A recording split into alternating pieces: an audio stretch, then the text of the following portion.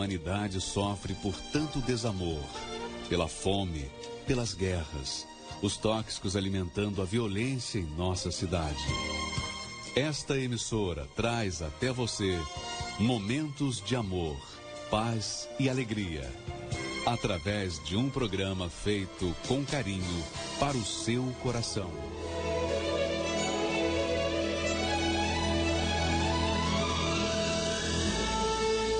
E agora, com você, diretamente do Templo de Salomão, a palavra amiga do Bispo Macedo. Olá, meus amigos, sejam abençoados em nome do Pai, do Filho e do Espírito Santo. Aqui, diretamente do Templo de Salomão, nós sabemos que sai virtude. Nós cremos que sai virtude daqui desse lugar. O Templo de Salomão não é como uma igreja, uma outra igreja. Não. Na época de Jesus, haviam as sinagogas, mas havia também o templo. Só o templo era permitido a assistência dos sacerdotes. Só no templo. O povo não podia entrar no templo. O povo não podia entrar no templo de Salomão na época de Jesus. Somente os sacerdotes. A mesma coisa é com respeito ao santo lugar do tabernáculo. Somente o sumo sacerdote podia entrar. Por quê? Porque havia uma santidade ao Senhor. Havia algo diferente de tudo o que havia em todo o mundo. Então, nós temos muitas catedrais, muitas igrejas maravilhosas, espalhadas pelo mundo inteiro, sejam igrejas católicas, sejam igrejas messiânicas, sejam igrejas evangélicas, budistas, igrejas de todos, para todos os credos. Mas o Templo de Salomão é diferenciado por ser o templo cujo modelo foi dado pelo próprio Deus. Então você pode avaliar a grandeza desse lugar. E é interessante que esse lugar, o Templo de Salomão, ele foi dado para nós. Aqui em São Paulo, foi o Espírito de Deus quem determinou que fosse feito aqui em São Paulo. Então, esse lugar é especial pela sua própria natureza. Pela sua própria natureza. Ele é especial. E aqui mesmo,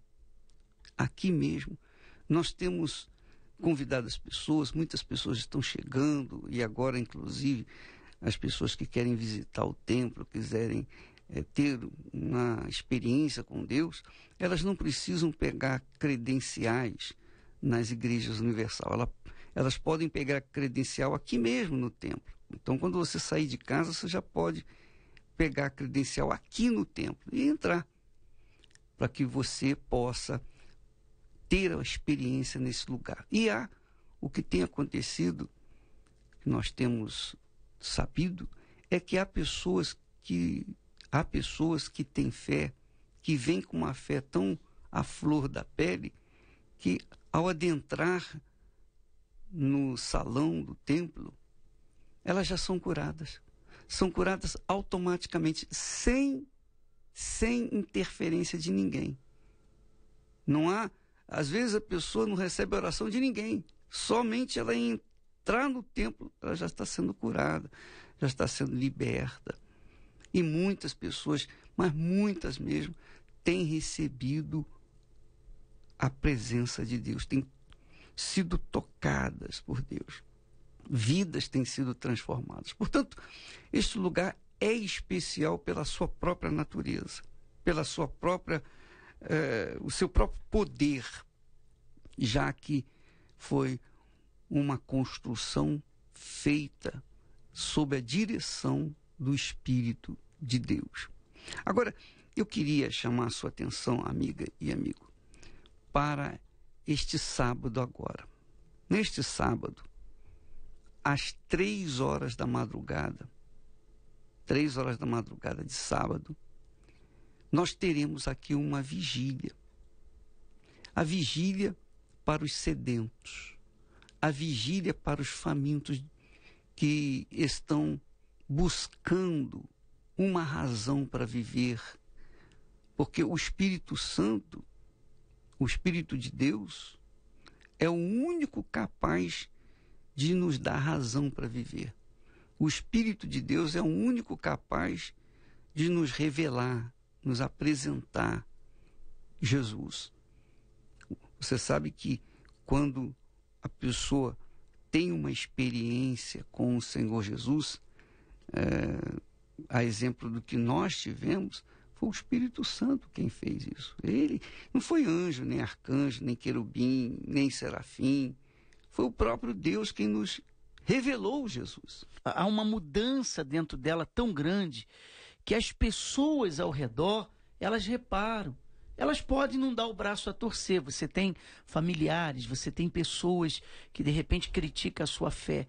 Mas no fundo, elas conseguem enxergar essa transformação que o Espírito Santo fez, e as pessoas que Jesus revelou o Espírito Santo a elas, ou o Espírito Santo, perdão, revelou Jesus, elas são privilegiadas. E neste sábado, às 3 horas da manhã, justamente no horário inapropriado, porque 3 horas da manhã é o horário, digamos assim, o pico do sono de cada um, de cada ser humano. Mas nós escolhemos esse horário justamente para evitar trazer pessoas, digamos assim, curiosas, pessoas aventureiras, pessoas que querem vir para visitar, só para olhar. Então, essas pessoas com certeza não virão às 3 horas da madrugada. Somente as pessoas realmente interessadas, sedentas, fissuradas, digamos assim, em ter um encontro com Deus virão. E essa reunião é para essas pessoas que têm sede e fome da presença de Deus. O rei Davi disse: Senhor, pela manhã, ouves a minha voz. Pela manhã te apresento a minha oração e fico esperando. Olha só que confiança. Olha só que fé. Olha só que pensamento, que determinação. Davi determinou, eu te apresento a minha oração pela manhã e fico esperando. E é o que nós iremos fazer, não pela manhã, mas pela madrugada, que é mais forte. E essa vigília, ela vai criar na vida da pessoa uma transformação. O bicho vê. Eu estava pesquisando a respeito de vigília. E a origem da palavra vigília quer dizer ser forte. E é o que Deus quer fazer. Ele quer fazer um povo forte. Ele quer que você seja forte espiritualmente. Para você ser forte espiritualmente, você tem que buscá-lo. Essa vigília são para as pessoas que têm sede e que não vão se curvar às dificuldades. Porque se você é aquela pessoa que com facilidade você deixa se levar pelas circunstâncias, então é porque você não foi chamado para essa vigília. A vigília é para aqueles que querem, aqueles que trazem dentro de si esse desejo maior de todos de ter essa experiência com Deus, a experiência que um dia nós tivemos. E é óbvio que aqueles que buscam ao Senhor pela madrugada, obviamente, são diferentes. Tem uma diferença. Demonstram uma fé diferente, diferenciada. Você sabe que em tudo na vida existem pessoas que são boas trabalhadoras, são pessoas que dão o melhor de si. Tem estudantes que também são inteligentes, são aplicados. Mas sempre numa turma de estudantes, numa turma de trabalhadores, numa turma de pastores, numa turma de qualquer profissão, existem aqueles que se excedem. Não são muitos. Não são muitos. Então, tem aqueles que se excedem. Nós temos, por exemplo, no quadro de pastores na Igreja Universal, nós temos muitos pastores, são milhares e milhares de pastores. Mas, dentre esses milhares, tem aqueles que se excedem. O que significa isso? São aqueles que são mais aplicados, são aqueles que são mais dedicados, são aqueles que são mais entregues, são aqueles que são mais intrépidos, são aqueles que dizem para todos e, sobretudo, para si mesmo: eu não tenho nada a perder, eu vou mergulhar de corpo, alma e espírito naquilo que eu estou fazendo. Então, esses especiais que se entregam, que se dão, esses são os que excedem, e que, obviamente, chamam a atenção de Deus. Porque uma coisa, você vê, por exemplo, Jesus estava lá no templo e, na hora da oferta, vieram os homens ricos e depositaram grandes somas de dinheiro no gasofilácio.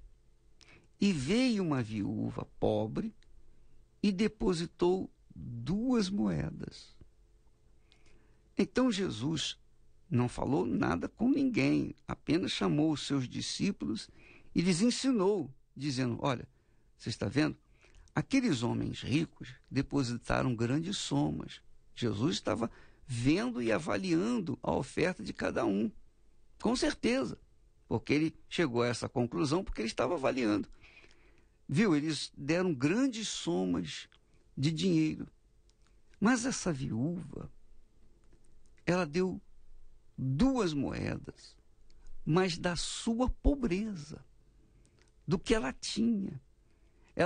Tudo que ela tinha, ela dispôs, ela colocou no altar. Então, ela deu mais do que todos eles juntos. Quer dizer, essa viúva se excedeu.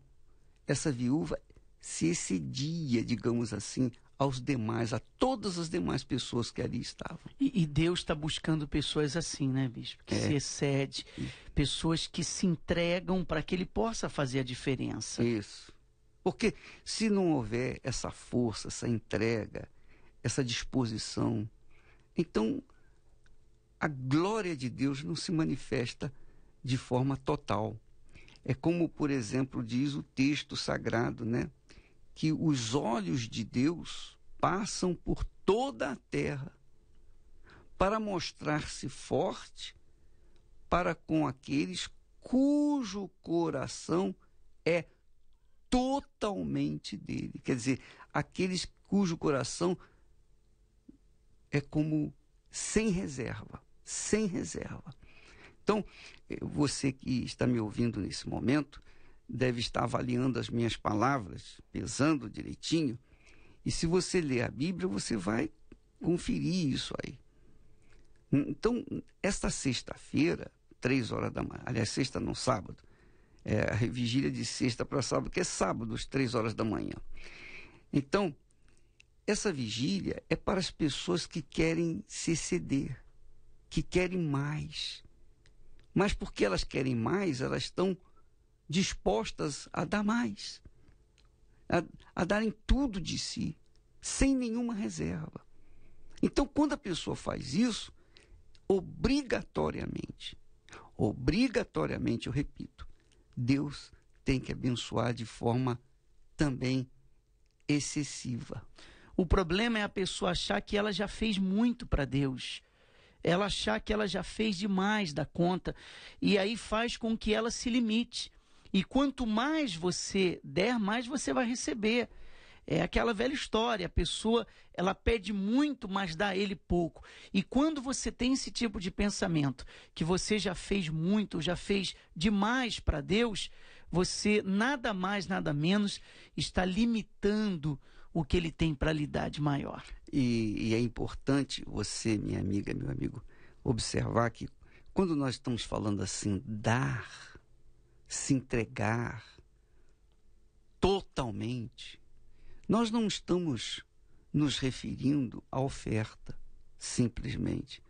Porque a oferta é apenas a materialização da sua entrega. A sua oferta, a minha oferta, a nossa oferta, significa a materialização do que nós temos dentro de nós. Então você verifica, a viúva pobre, ela materializou a sua fé total, sua entrega total, porque do pouco que ela tinha, ela deu tudo, ficou sem nada. Quer dizer, a refeição dela daquele dia ficou a ver navios. O estômago dela ia ficar sem refeição, porque ela deu até o último centavo, que não era grande coisa, mas era tudo que ela tinha, tudo que ela possuía. E Jesus observou esse detalhe.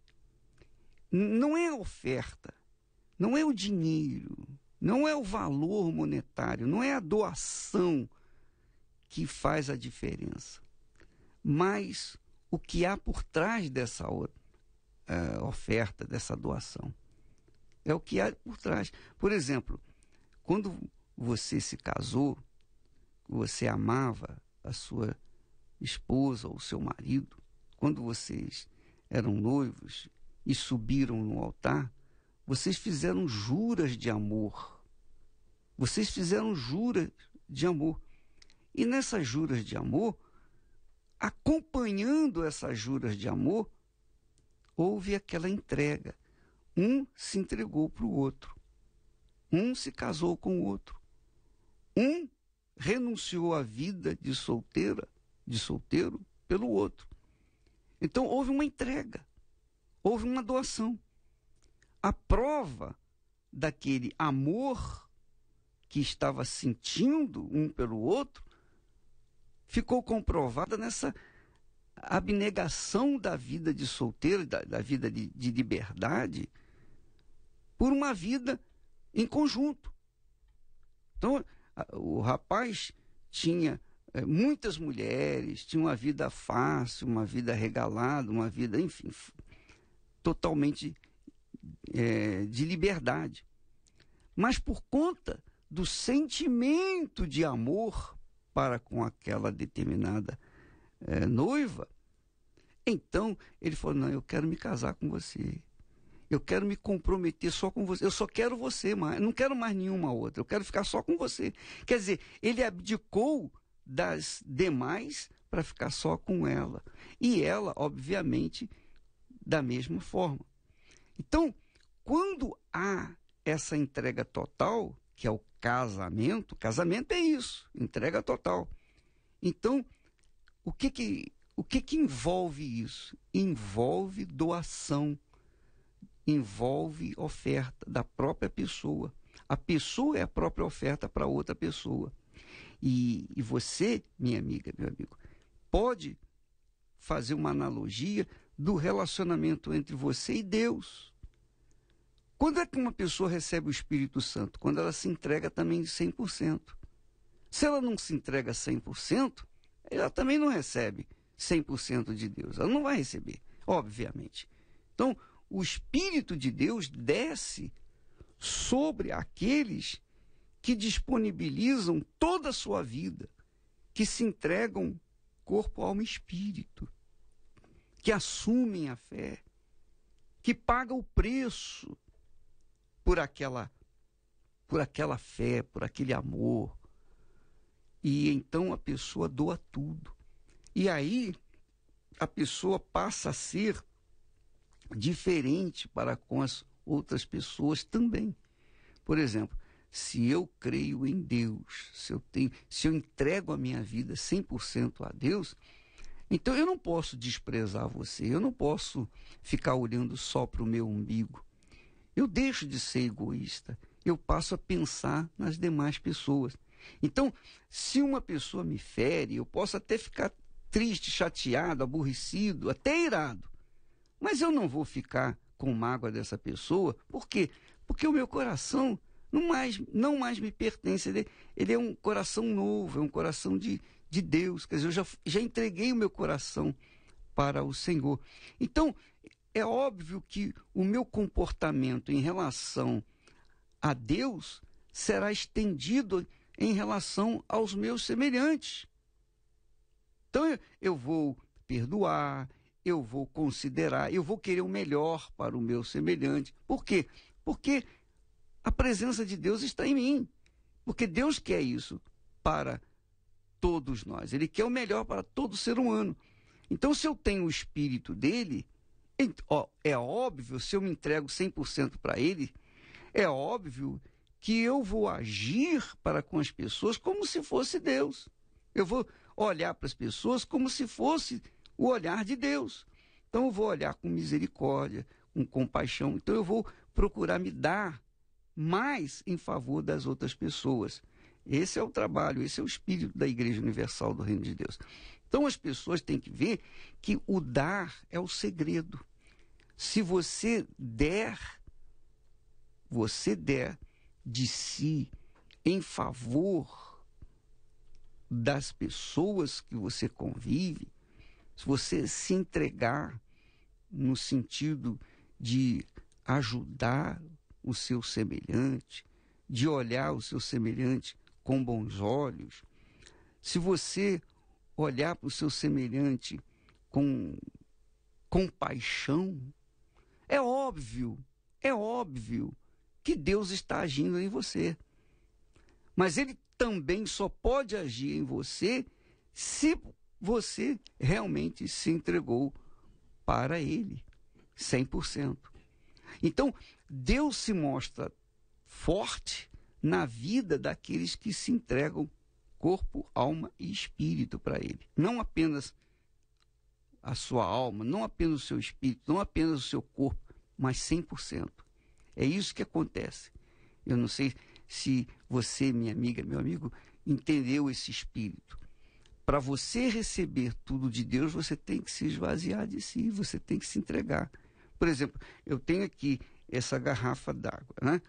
Essa garrafa, eu estou bebendo a água que foi colocada dentro desse vasilhame. É óbvio que se ele tivesse vazio, ele estaria no lixo. Mas como ele tem água, então eu estou me utilizando dele. Então, para que eu possa beber a água, eu tenho que ter um vasilhame que tenha água. Para que Deus possa usar você, ele precisa ter você em suas mãos, a fim de que então ele possa te usar. Então é preciso 100%, não pode ser mais ou menos. Ou é ou não é. E a pessoa, quanto mais ela se entrega a Deus, mais cheio de Deus ela fica. A pessoa diz assim: eu tenho a minha maneira de pensar, eu acho que eu creio em Deus, eu tenho fé em Deus, é suficiente. Nada disso. Olha o que a sua maneira de pensar tem feito com a sua vida. Essa entrega é incondicional. Enquanto você seguir a Deus do seu jeito, da sua maneira, você não vai ver o que quer ver. É igual o casamento, como o senhor comparou. Por que o casamento fracassa? Porque chega uma hora que o marido não quer mais dar à esposa 100%. Ele quer viver do jeito dele, da maneira dele. A esposa também não quer se dar mais para o marido, quer viver do jeito dela, da maneira dela. O casamento chega ao fim. Você vê que, por exemplo, no caso do casamento, como é que o casamento começa a perder força? Quando um deixa de se entregar para o outro. Quando um deixa de sacrificar em favor do outro. Por exemplo, você está me ouvindo nesse momento, você é casada ou casado, e você vê que o seu casamento está se deteriorando. Por quê? Porque você disse assim: bom, o meu marido está me traindo, então eu também vou traí-lo. Quer dizer, essa é a lei do cão, é a lei do inferno, é a lei do homem. Mas a lei de Deus diz não. Se ele está lhe traindo, se ele está fazendo alguma coisa que não deveria fazer, você não vai dar o troco na mesma moeda. Muito pelo contrário, você vai se sacrificar no sentido de dar para ele ainda o melhor. Então, ele vem com um tapa numa face, você então dá a outra face. Ele obriga você a andar 2 quilômetros, você vai com ele 4.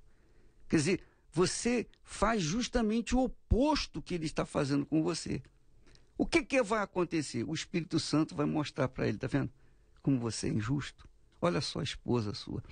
Quantas esposas, nós temos visto isso, que têm participado dessas aulas do casamento blindado, aqui nas quintas-feiras, pessoas que dizem assim: olha, eu tratava meu marido assim, eu correspondia da mesma forma como ele me tratava. E eu aprendi que ao invés de eu fazer a mesma coisa que ele faz comigo, eu vou fazer o contrário, eu vou fazer o melhor para ele.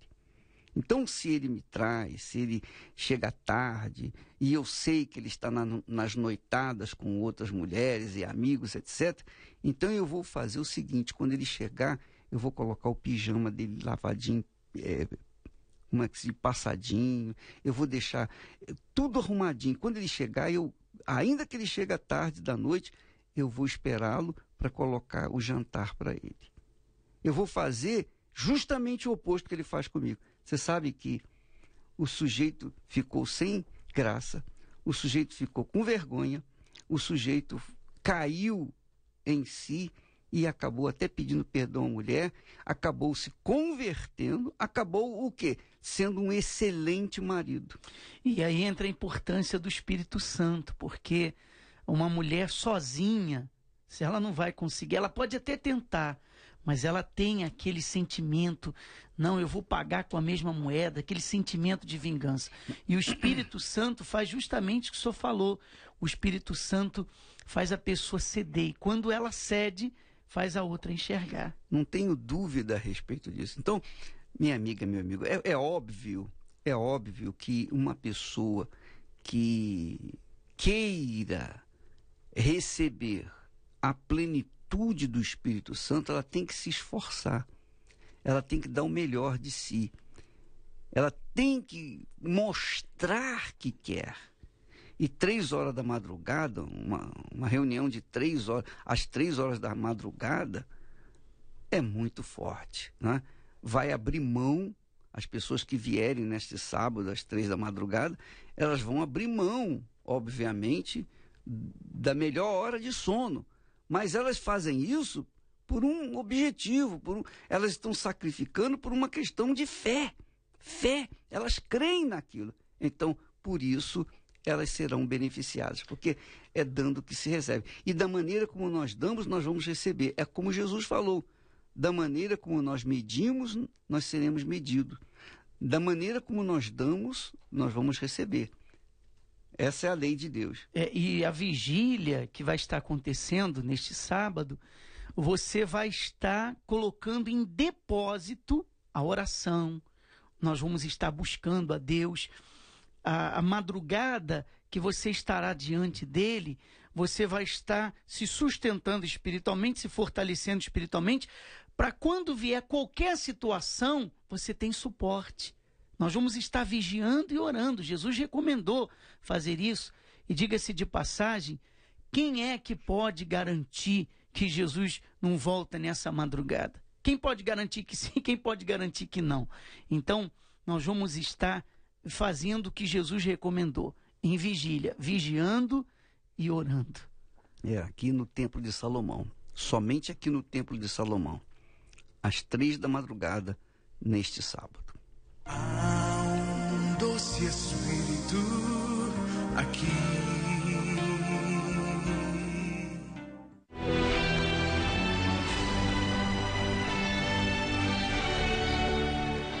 comecei a trabalhar com 8 anos de idade, já assim, não para ajudar minha mãe, porque minha mãe trabalhava, meu pai também. Só que eu queria ter uma bicicleta, né, quando eu era pequeno. Aí eu via todos os meus amigos andando de bicicleta e tudo. Aí eu chegava da escola e ia catar papel. Ficava catando papel. Aí isso daí foi uns 6 meses juntando esses papéis. Aí conquistei uma bicicleta dentro do ferro velho. Aí surgiu meu primeiro emprego registrado. Aí eu trabalhava, ganhava, até para um jovem com 12 anos trabalhando registrado, até que ganhava bem. Mas só que assim, era tudo na mão dos meus pais. Se eu quisesse um tênis, minha mãe que comprava, tudo. E conforme o tempo foi passando, eu entrei numa empresa de sonoplastia. E dessa empresa eu comecei a viajar, fazendo shows grandes, com bandas grandes. Com 15 anos eu já estava na estrada. Foi quando eu conheci as drogas. Saí dessa empresa de som e fui trabalhar com iluminação. E estava num estágio bom dentro da empresa, ganhava bem, isso com 17 anos de idade. Aí comecei a fazer shows internacionais e viajando o mundo inteiro, e muita droga, prostituição, vícios, acabando com a minha vida. Segunda-feira, de vez eu chegar em casa e ficar com os meus pais, dar atenção para os amigos, eu começava a me drogar, beber, perturbar a paz das pessoas na rua. Já chegaram, minha mãe já foi me buscar quase morto na porta de boteco. Eu não sabia mais o que fazer da minha vida, porque assim, eu não sabia o que era depressão, mas eu estava depressivo. Enquanto eu estava ali me drogando, bebendo, no meio dos amigos, na hora que acabava o meu dinheiro, eu olhava para um lado, olhava para o outro, não via mais ninguém. E aquela situação era muito ruim. Foi assim que eu cheguei na Universal, vendo uma programação na TV. E pela minha entrega, a libertação foi imediata. E no decorrer, até então, eu ouvia falar do dízimo. Porque eu falava assim, eu ganhava bem, mas eu não tinha nada. Eu não tinha nem dinheiro para condução para poder chegar até o aeroporto. Eu já perdi várias vezes trabalhos por esse motivo. A partir do momento que eu comecei a ser dizimista, eu vi a diferença. Porque assim, eu não andava mais a pé. Conquistei minhas motos, porque assim, eu não gosto de carro. Aí a minha primeira moto, eu já comprei uma moto importada, uma 535, e a partir dessa daí eu comprei uma outra e uma outra. Tenho um apartamento de mais de $500 mil que eu conquistei. Tem um outro apartamento que eu coloquei à venda agora, porque o meu objetivo agora é um sítio. Hoje eu sou casado com uma mulher maravilhosa e me completa, ela é tudo para mim. Então hoje eu posso dizer com garantia que minha vida se tornou outra depois que eu me tornei um dizimista. Pois é, você vê, Bispo Márcio, esse homem, ele aprendeu o segredo da conquista, que é o dízimo. Não a conquista econômica apenas, mas a conquista da vida, de uma vida nova, uma vida plena. Porque não é o dinheiro não compra felicidade, o dinheiro não compra um casamento feliz. O dinheiro não faz uma pessoa ser feliz no casamento. Mas, quando a pessoa honra ao Senhor com os dízimos, quando ela honra ao Senhor com as primícias da sua renda, é óbvio que se ela pega os primeiros 10% e coloca no altar dizendo, Senhor, isso aqui é teu, eu sei que é teu e eu estou aqui lhe devolvendo. E eu te agradeço pelos 90% que o Senhor me deu.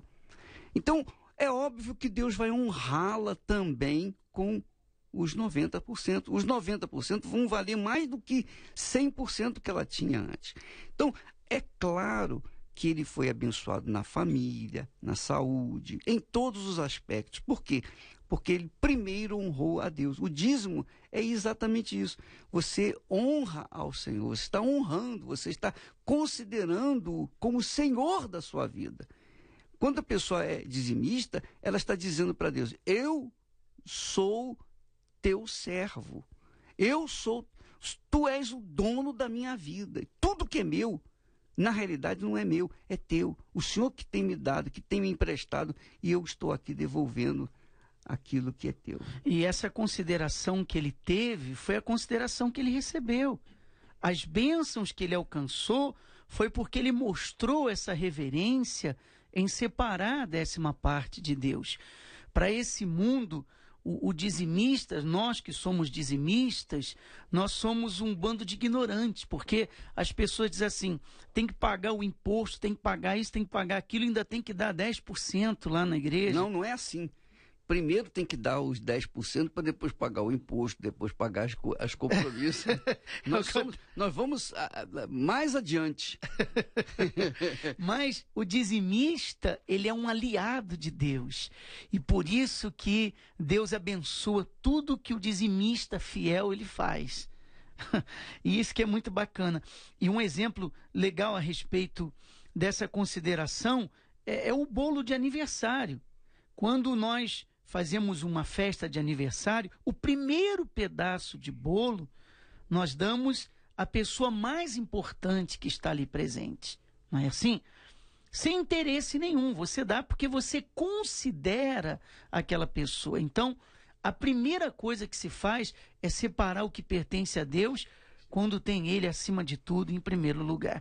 E isso é o mais importante na vida do cristão. Então, realmente, esse exemplo do bolo é um exemplo clássico, magnífico, porque mostra realmente quem é quem. A mãe tem, digamos, 7 filhos. E o filho mais velho fez aniversário. Então, vai partir o bolo. De quem será o primeiro pedaço? Da mãe ou do pai? Então, o filho mais velho vai decidir. Mas uma coisa eu sei, que o primeiro pedaço do bolo, obviamente, vai mostrar quem ele ama mais. É verdade. Não tem jeito. Não pode partir o primeiro pedaço e dividir em 2, e dar um pedaço para um e dar um pedaço para outro. A não ser que divida o bolo e pega cada pedaço numa mão e entregue na mesma hora, imediatamente, para o pai e para a mãe. Só se for fazer. Mas normalmente não faz, ninguém faz isso. Então, é óbvio que os primeiros 10% aqui são os dízimos. Você pode, por exemplo, Márcio, gastar os primeiros 10% consigo, e pegar os 90% e colocar no altar. Deus vai se sentir ofendido, porque você não o considerou, você não o honrou como deveria ser. Deus quer os primeiros 10%. Os primeiros, os 90% restantes são seus. Mas o primeiro pedaço, a primeira fatia é de Deus. Essa é a realidade. Então vamos ouvir mais testemunhos. 20 e poucos anos comecei a beber, bebia cachaça mesmo, para ficar xarope mesmo, porque a pessoa que bebe, ele fica enquanto ele não tiver xarope, para ele não tá bom. E o ritmo era esse. Bebia 3, 4 cachaças, já ficava, tomava uma cerveja para poder despistar que estava tomando bebida leve, mas eu bebia a cachaça mesmo. Aí trabalhava muito, mas só que o dinheiro não acabava de chegar em casa, porque a agiota, os bares lá, levar o dinheiro todinho. Ficava sempre na embira, sempre sem nada. Casei tarde, casei na idade de 28 anos já. Tem filho, tem 2 filhos. E a vida sempre ruim. Depois eu bebia muito, fumava. Com 2 meses que eu estava no Universal, eu não fumava mais e nem bebia. Foi no Universal que eu vim falar sobre o dízimo, que a gente dando o dízimo, que a vida da gente transformava. E aconteceu. A minha vida mudou. Hoje eu sou outra pessoa. Eu recebo meu dinheiro do banco, vai direto para casa. Não vou gastar com bobeira. Hoje eu não devo nada a ninguém, mas não um centavo, eu devo obrigação. Que obrigação todo mundo deve, né? E minha vida mudou. Foi uns 3 anos atrás, eu dei 80 mil de dízimo de uma vez só. E minha vida, daí pra cá, minha vida se transformou. Naquele tempo eu morava com minha sogra, de favor da minha sogra. Hoje eu tenho uma casa grande, não devo nem um centavo dela, só comprei à vista. Tem um carro novo, tem um Focus novo, 1.6, está na garagem, a garagem cabe 2 carros. E estou bem. Meus filhos, cada um tem um quarto para dormir. Minha casa é grande. Eu posso falar que minha vida foi transformada depois que eu comecei a dar o dízimo para Deus, que o dízimo pertence a Deus, né? Eu era uma pessoa que sempre ganhei bem, mas nunca soube administrar aquilo que eu ganhava. Devido às dificuldades financeiras, acarretava-se muitos problemas, principalmente na vida conjugal, onde eu me desfiz de 2 casamentos, porque eu vivia em salas de jogos, né, noite inteira jogando. Se ganhava, não ganhava o suficiente pela perda da noite. Se perdia, era a tristeza. É lógico, nessas rodadas de noites de jogos, vinha bebida, cigarro, essas coisas, tudo era prejudicial à saúde. De maneira que eu vim ficar uma pessoa enferma, né? Eu adquiri uma dor de cabeça enorme, que nunca me deixava. Então, todo lugar que eu ia, eu tinha que estar com um analgésico para poder tomar, para livrar de dor de cabeça. Então, o sofrimento era grande. Eu já estava, assim, afim, depois do 2º casamento, afim de dar cabo na minha própria vida. Porque já não tinha mais razão para viver. A cada conquista que a gente tem, a cada separação, metade dela vai embora, fora as pensões. Então, a situação financeira era precária e a dívida estava alta. Então, eu tive, por exemplo, pessoas que me emprestavam dinheiro, às vezes eu pedia dinheiro emprestado, e depois era uma vergonha, porque eu ficava com gente na porta da minha casa, sem eu poder pagar, e ela fazendo escândalo na porta da minha casa. E isso para mim era horrível, porque eu sempre, uma pessoa que ganhava bem, sempre tinha meus negócios, queria sempre andar direito, cheguei ao ponto de pessoa que me emprestou dinheiro fazer escândalo na porta da minha casa. Mas nessa época, a minha irmã frequentava a Universal e me convidou. E eu acompanhei ela. E lá eu fiquei conhecendo sobre o dízimo, tomei conhecimento do dízimo. E tive fé e fui, porque tudo aquilo que eu não conquistava com 100%, a partir de eu ser fiel dizimista, os 90% passou a cobrir mais do que os 100% não cobria. E a partir do momento que eu passei a frequentar a Universal, tudo aquilo que para mim era uma alegria, que era o jogo, que era esse tipo de diversão, passou a ser... não existe mais para mim. Entendeu? E então aí as coisas começaram a melhorar. Me casei de novo e casei para sempre. Já estamos muitos anos casados e vamos continuar enquanto eu viver, porque a minha esposa é maravilhosa. E o crescimento. Junto veio o crescimento. A cada época as coisas vão mudando. Com isso eu adquiri a minha casa, é uma boa casa, um bom bairro. Adquiri automóveis, eu tenho 5, né? Tenho um de luxo para passear, não é? É um carro de luxo mesmo para passear. Tenho motos, né? Tenho a minha empresa, né? Não tenho mais dívidas, graças a Deus estou. Não tem nada melhor do que ser dizimista, isso eu tenho certeza. Então nós ouvimos resultados de pessoas que têm colocado Deus em primeiro lugar em suas vidas. O dízimo mostra a profunda reverência da pessoa para com Deus. Obedeça a palavra dele, seja fiel a ele. Não fique dando desculpas, eu não sou fiel porque eu ganho pouco, porque eu ganho muito. Quando Deus está em primeiro lugar, não existe esse tipo de coisa. Veio nas suas mãos, você vai separar as primícias. E uma outra coisa, às vezes a pessoa, ela usa tudo que tem e no final ela devolve o dízimo. Como que Deus vai abençoar um dinheiro que você já gastou?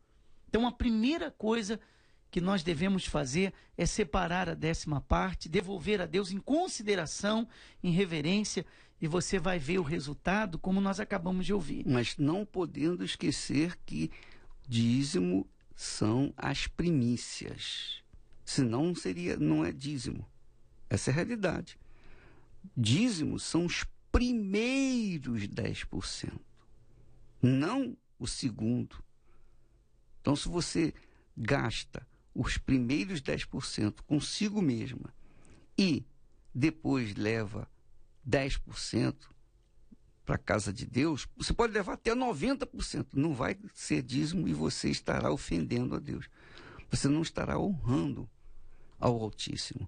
Então, é preciso que as pessoas tenham essa consciência. Dízimo não são apenas 10%, mas são os primeiros 10%. Isso que tem que ficar bem claro, bem claro. Você recebeu o seu salário, a primeira coisa que você tem que fazer é o meu dízimo, separar o dízimo. Normalmente as pessoas aí fora separam primeiro o aluguel, separam a prestação do carro, separam, enfim, qualquer outra coisa. Mas não é o caso daquele que é dizimista. O dizimista, o fiel, o que honra ao Senhor, ele primeiro tira os seus 10%. São as primícias, os primeiros frutos. E aí sim, mesmo que ele não venha na igreja naquele dia, mas ele separa, já está lá separado. Esse é o procedimento que a pessoa tem que ter.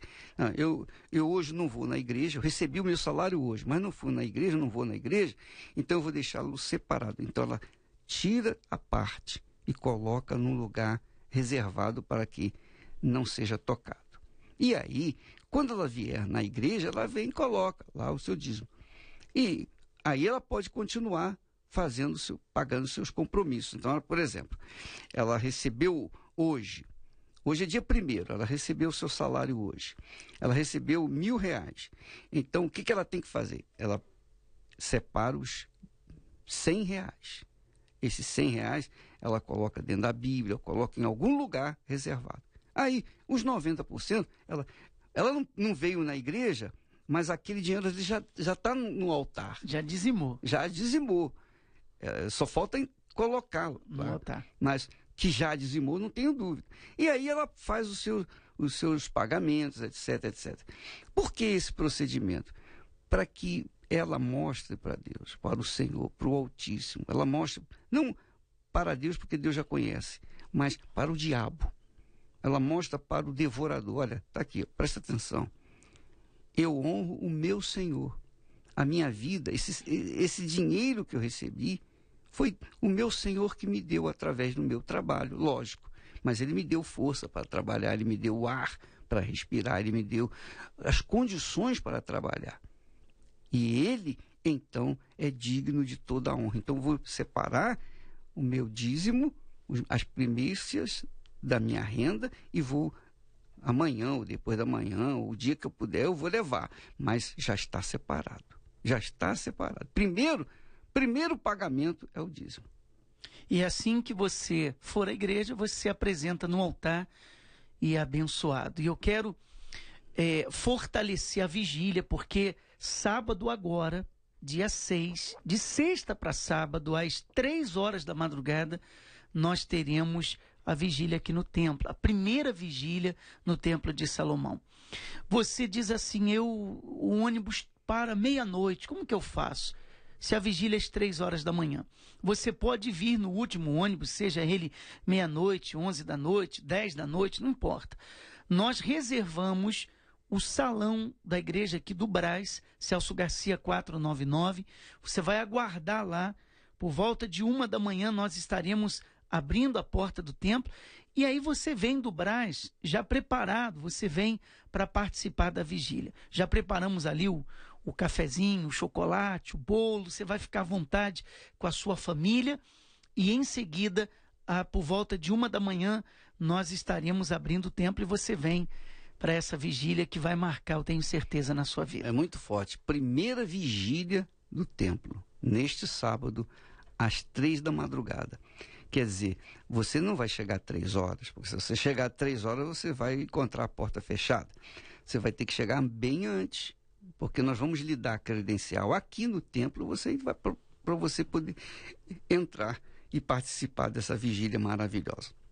Minha amiga, meu amigo, esses são os nossos recados, essa é a nossa palavra para você que está nos participando dessa programação. Hoje você pode participar do Congresso Empresarial às 3 da tarde e também às 10 horas da noite com o Bispo Jadson, aqui no Templo de Salomão.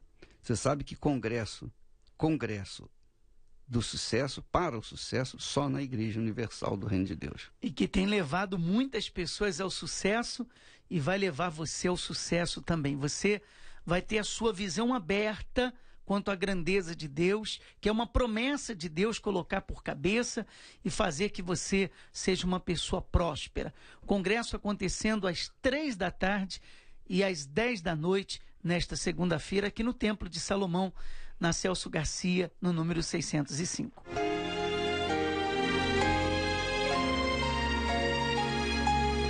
Nós vamos ficando por aqui e amanhã estaremos de volta nesse horário e nesta emissora. Deus abençoe a todos. Meu Deus, como eu preciso nos teus braços descansar, te buscar pela manhã, te rendendo meu louvor, e no fim de mais um dia te adorar, ó meu Senhor. Nas noites frias eu me achego a ti, derramo a minha alma a te suplicar. Pela noite ao teu trono eu levanto as minhas mãos, invocando o teu nome para buscar a tua unção. Pela manhã me ponho a te clamar, me entrego a ti como oferta em teu altar. A minha vida, o meu tudo, o meu querer, venho a te sacrificar.